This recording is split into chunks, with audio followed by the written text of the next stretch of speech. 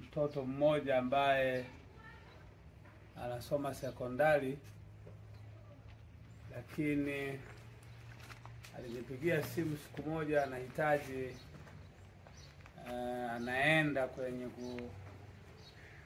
kupigiwa kula kupata mtoto mwakilishi wa chipukizi taifa kwa mambo ya CCM. Na meseji inaniambia, mchungaji, ninamshukuru Mungu kwa maombi nilifanikiwa kuchaguliwa kuwa mjumbe wa chipukizi taifa kuwakilisha Geita. Amen. Na mwishoni akamalizia ka message kadogo kanasema, jana nikachaguliwa pia kuwa kiongozi wa UKWATA tulipokuwa na chaguzi.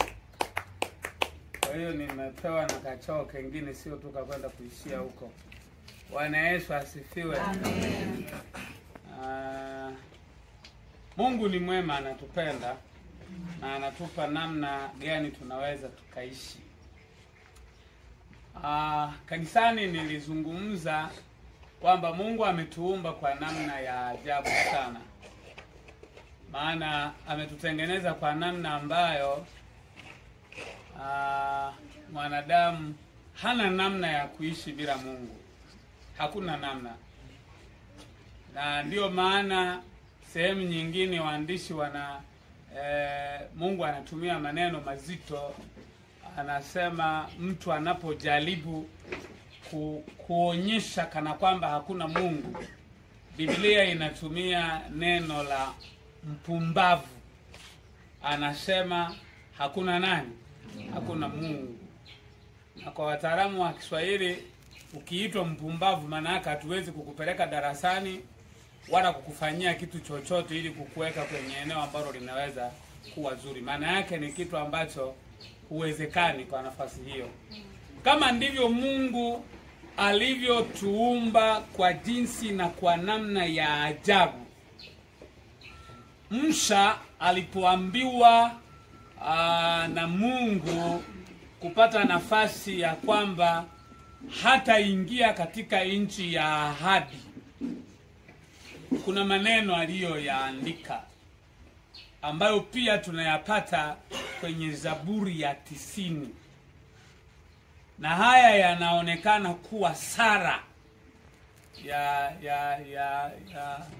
ya Musa aliyoiomba. Lakini sala hii inaonyesha habari ya Mungu anayedumu na mwanadamu anayepita.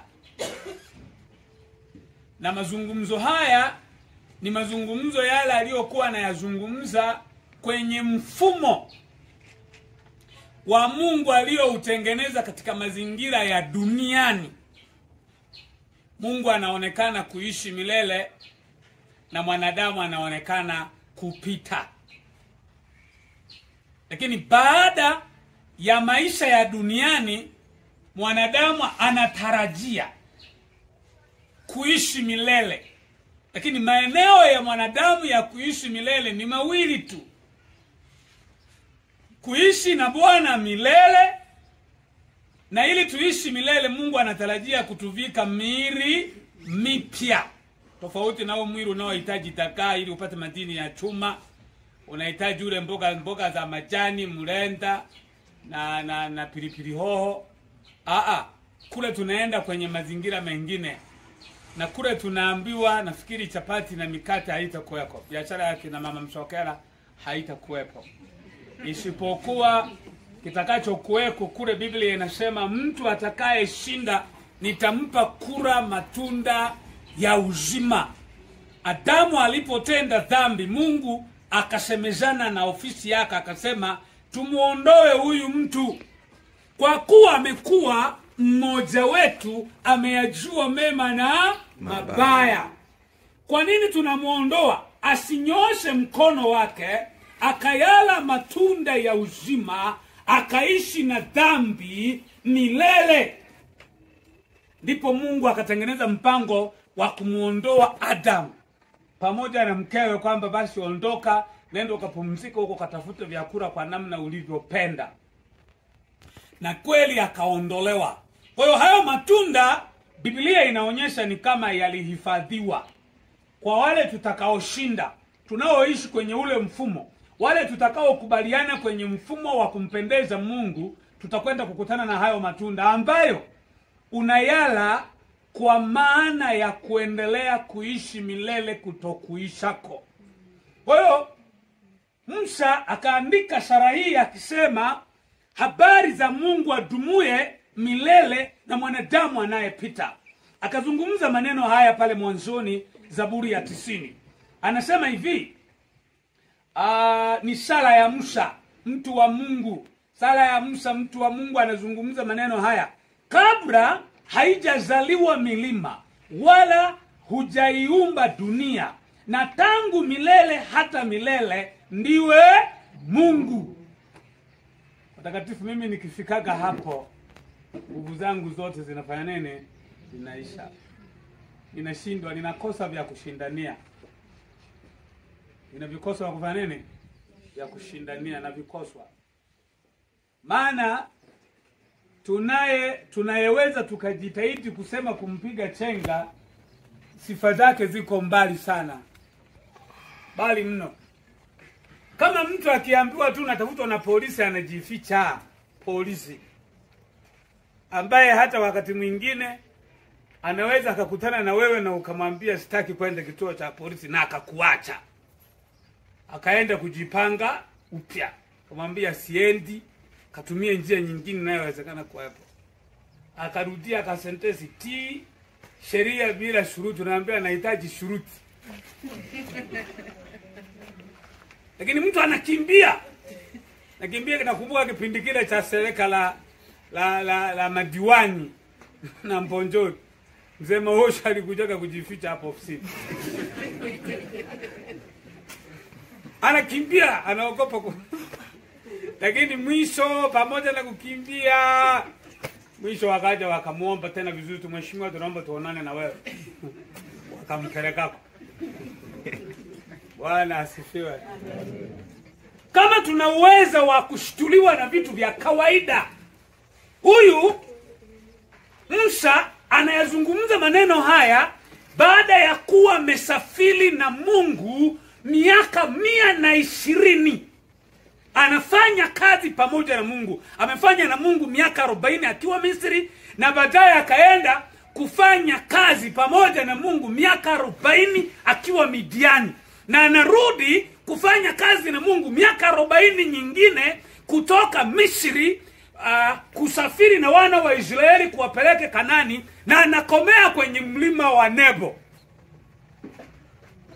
Sasa anatoa sifa, anasema ni kweli, na Mungu alikuwa akimsifia ya kwamba hapakuwa na mwanadamu ambaye alikuwa ni mpole, alikuwa ni mnyenyekevu wa kufananishwa na Musa kwenye dunia ya wakati ule. Mtu mzee wa miaka 80, lakini ana uwezo wa kupanda mlima wenye urefu wa kilomita 2800 na akaenda na akarudi. Lakini anakiri, anasema ya kwamba kabla haijawepo milima, kabla havijawepo vitu gani, kabla haijawepo teknolojia ya TEHAMA, wewe ulikuwepo. Hakuna unayeweza kufananishwa na wewe. Wewe unaishi milele. Mstari wa 3 anasema kwamba wamwamuru mtu mavumbini usemapo rudi ewe mwanadamu. Huo wakati anazungumza ameambiwa kabizi ukafe. Mimi wanajaribu kujilinganisha. Hata nilipofika kwenye mlima Nebo, moja ya swali nililojiuliza ni kwamba hivi kweli ningekuwa Musa nimeletwa kwenye mlima, naambiwa ni kabizi, halafu niangalie kule tulikokuwa tunaenda, halafu nife, hivi ninaweza nikapata akili ya kukabizi? Kama watu tunahamishwa tu kituo, unachanganyikiwa mpaka unakosa na mafaili ulipoyaweka, unahamishwa kituo. Sio kwamba umefukuzwa, umehamishwa tu kituo. Mpaka unachanganyikiwa na mafaili mengine unayakosa yalipo. Unaweza ukamdai mtu deni alisha kulipa. Uhamisho. Sasa huyu Ameambiwa kabisi. Alafu baada ya kukabisi twende mlimani, ni kuonyeshe kule ulikotakiwa kwenda, na baada ya hapo ufe nikuzike. Kuna wanaume wana duniani wapo. Achana na sisi wanaume wa kunywa bia. Achana na sisi wanaume wa kunywa mataputapu. Na wewe unatembea unalewa na unasema na wewe mwanaume nakula hela yangu. Kuna wanaume duniani wamewahi kuishi. Kumbuka Musa alibishana na Mungu mlimani. Mungu anataka kuwaua Waisraeli, anataka kuwamaliza wote. Alafu anaambia nitaanza na wewe, lakini wale walioko chini uliowaacha chini ya mlima ninawafutilia mbali wote. Alafu Musa anamwambia kama ni hivyo tu Mungu, kwanza watu watakudharau sana. Yaani umewatoa watu huko alafu unakuja kuwaua hapa tu. Kama ni hivyo uanze na mimi kuniua. Halafu wao waache waondoka malizia na mazingira yanawezekana kwa. Mtu anajibizana na Mungu mazingira ya namna hii. Lakini anafika mahali anakubaliana, anasema wewe uliumbwa mapema wakati mimi sipo. Unaishi na unadumu milele. Wewe humwambia mwanadamu rudi mavumbini, usemapo rudi, na hakukataa.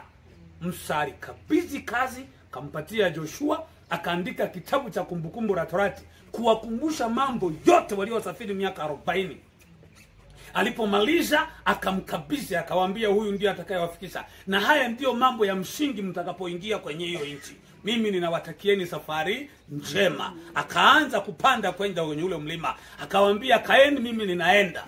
Akasafiri mwendo kidogo wakiwa pamoja na Joshua. Joshua akamwambia unasemaje, wewe umeshakabidhiwa hilo kazi. Haupaswi kujua ninaenda wapi. Rudi kafanye kazi. Si bora niende nione Warau unakufa unazikwaje? Naambia haikuhusu. Wewe endelea na kile nilichokupa. Musa akatega mgongo akaanza safari, akaenda kukutana na Mungu kwenye mlima wa Nebo. Akamwambia Mungu, nimekuja kufa. Na Mungu akamwambia hiyo ndiyo Israeli ambao nilitamani uende. Ungepita kwenye hili bonde la Moabu, na baada ya kulimaliza hili bonde la Moabu ungeingia kwenye nchi ya ahadi ambayo niliwapia hawa waweze kuingia kwenye hiyo nchi. Lakini wewe hautaingia. Biblia inasema akafa, akazikwa na Mungu katika bonde la Moabu. Haya mazishi ya heshima, mazishi ya mwenye dhambi. Umeelewa? Ndio nimekuambia ya kwamba Mungu ametengeneza mfumo wa ajabu kuishi na watu. Kumbuka kilichomfanya Musa afe, alitenda dhambi. Mungu amemwambia kuongea na mwamba, yeye akaenda kuupiga mara 3. Na sio tu kuupiga mara 3, akazungumza maneno ya kejeli. Akawaambia enyi wana wa Israeli, wanafiki, watu msioeleweka, nitakana ninyi na hangaika na mwamba, niwatokezee maji kwenye mwamba huu. Leo kuna watu wanaitwa manabii, wanaofanyia watu miujiza kwa mizengwe na udhalilishaji mkubwa. Unaanza unadhalilishwa kwanza, halafu baadaye ndio wanaulizwa watu tumfanyeje huyu, tumsaidie. Unadhalilishwa kwanza. Bwana asifiwe. Mungu ndiye anaweza kukuambia rudi mavumbini. Kwa hiyo hatukulazimishi sana uache dhambi, endelea. Kwanza inakupa faida. Hakuna mtu mzuri kama mtu anayeweza kueleza juu ya dhambi. Na mara nyingi watakatifu haonaga maneno mengi sana. Kimsumbua anakaa kimya. Na hata Yesu alipomsumbua wenye dhambi alikaa kimya. Pilato akamwambia unanikalia kimya mimi, hujui kama mimi nina uwezo wa kukufungulia ukawa huru au nikakuhukumu kufa? Akamwambia mamlaka usingepewa na Baba ungeyatoa wapi? Akachanganyikiwa. Akasema mtu anaelekea kufa alafu anajibu kwa kasi. Akamwambia usingepewa, usingekuwa nako kacheo. Lakini pia nina uwezo mkubwa, naweza kuagiza malaika hawa watu wakawaita wakamezwa tu. Tunamkumbuka Elia alipopanda kwenye mlima. Hapo akatuma jeshi la kwanza likaenda la watu 50. Walipofika kwenye ule mlima Karmel, akamwambia mtumishi wa Mungu, tumetumwa kukuijia ushuke uje tukupeleke kwa mfalme.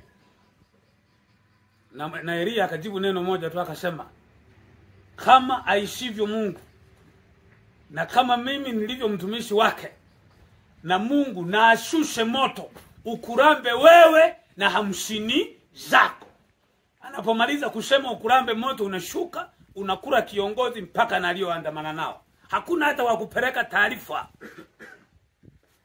Akatuma kundi jingine, kundi lililokwenda kumtoa Elia kumpeleka kwa mfalme. Alifika akaanguka kifudifudi, akasujudu, akasema, mtumishi wa Mungu, nipate kibali warau mimi machoni pako, ili uitii amri ya mfalme. Ndipo akamwambia, nakuelewa, tende, tangulia. Wakatangulizana kwenda kwa mfalme. Bwana Yesu asifiwe. Kwa ni Mungu anayeweza kusema yatosha. Wakati mwingine kwa kweli Mungu anatutengeneza.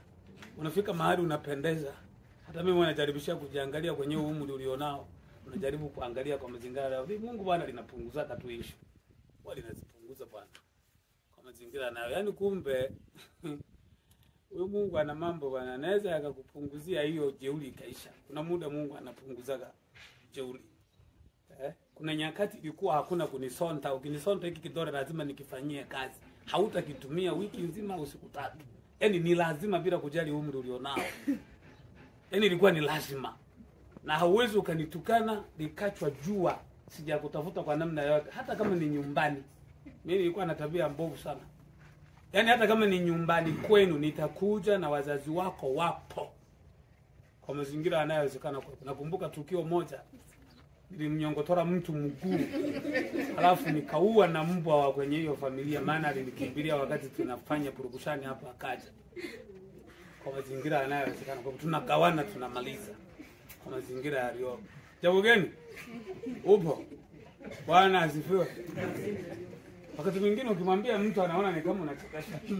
Nilikuwa na kundi la watu 8, nilishabaki peke yangu. Wengine wamekufa, mwingine alichomwa moto hapo kwenye mnani Nyarungusu hapo. Akaondoka. Yesu ametutoa mbali Bwana. Kwa hiyo unaweza kufanya lolote machoni pangu na siwezi kukukumbuka. Maana ninayaona unayoyafanya hayawezi kulinganishwa na mwanaume anayeweza akakwambia rudi mavumbini au uishi. Bwana asifiwe. Kwa mama alipewa miaka 70 akaishi. Lakini ikafika muda akamwambia urudi na akapumzika. Na sisi kuna wakati tutapewa. Tutafanya kila tunachoweza kukifikiria. Lakini kuna muda Mungu atatuambia rudi. Utaacha kutembea kwa mguu, utatembea kwa gari sawa. Utaacha kutembea kwa gari, utatembea kwa basikeli sawa. Yaani vyovyote tutakavyofanya. Kuna watu wanaamka kila siku saa 11 kwenda gym. Jisali mmoja anafanya zoezi, anatoka jasho, anaoka, anakunywa kachai kikombe kidogo, anaenda. Lakini kuna siku Mungu akimwambia pumzika na hiyo gym analala. Kuna watu muda huu tunavyoongea akipata akisheki kidogo hawezi kwenda Muhimbili wapi. Anaanzia Nairobi, huyo India, anaenda siji mpaka wapi. Lakini Mungu akiamua kumwambia pumzika, hata akiwa kwenye ndege, roho inarudi nyumbani, anabaki yeye kwa mazingira aliyopo na tunamzika. Kwa Bwana anatenda kwenye maisha yetu. Watakatifu tumpeni Bwana maisha. Mungu anaweza kutupa nafasi. Maana ndiye ambaye anaishi milele. Alikuwepo kabla ya hivi vitu vingine kuwepo. Aliyetupa akili ya kufyeka miti tukachoma mkaa, halafu baadaye tena tukaanza kupanda miti mingine. Yaani huyu Mungu Bwana ana mambo ya ajabu. Bwana asifiwe. Ametupa akili tunaweza tukabadilisha mvi zikabadilika kutoka kwenye nyeupe zikawa nyeusi. Ukanyoa ndevu zote ukabakiza kidogo hapa. Huyu Bwana akili zote. Na nimetuangalia tuli Mungu tunafanya wewe. Kwa mama wananyoa zote hizi tu nini mnaituitaka? Zote ananyoa alafu anapaka rangi nyeusi. Yaani anaviona hizi.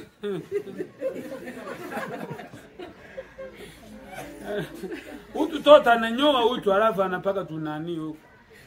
Anatoboa masikio mara 2 au mara 3 au mara 4, anatoboa pua, sikizo anatoboa mpaka na kitofu. Yaani wanatoboa yeye ukimwambia neno lolote. Nadhani hata ukimwambia sisimizi wanapendezwa ukaweka sikioni, wanaweza wakaweka hapo.